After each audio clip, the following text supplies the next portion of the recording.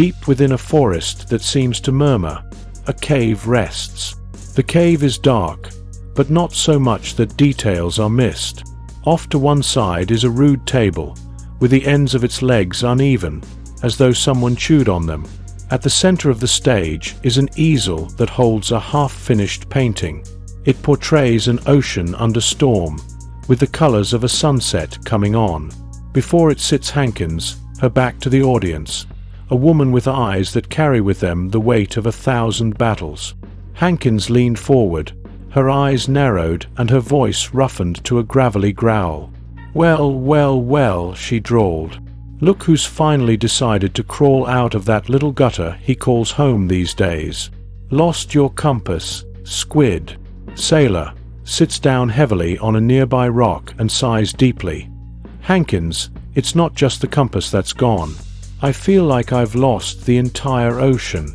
Hankins, mocking, "Are you lost or are you trying to get lost? There's a distinction, you dim-witted fool." The sailor fell silent for a moment, and when he spoke, his voice was an audible shudder of despair. "What's the use, Hankins?" he said.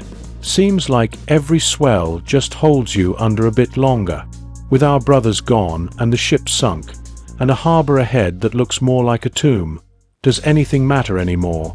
Sailor observes the painting, his eyes widening. "What on earth?" Hankins, without turning, speaking quietly, "I've been experimenting with metaphors, Squid. I thought perhaps you might find the shipwreck in my writing."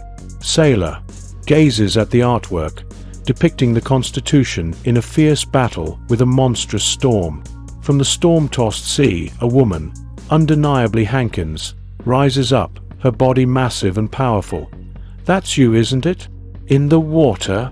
Hankins eventually turns, and she has a sharp look in her eye. She says, "Maybe. Perhaps the sea claims whatever it feels like, just like the war. But are you going to let it swallow you, Squid? Or are you going to fight back, even against the damn sea itself?" Sailor glanced at the painting and then at Hankins.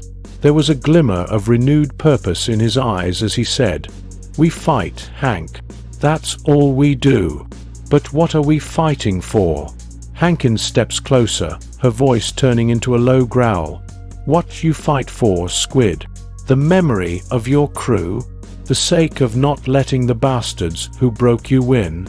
Or you simply become another piece of driftwood?"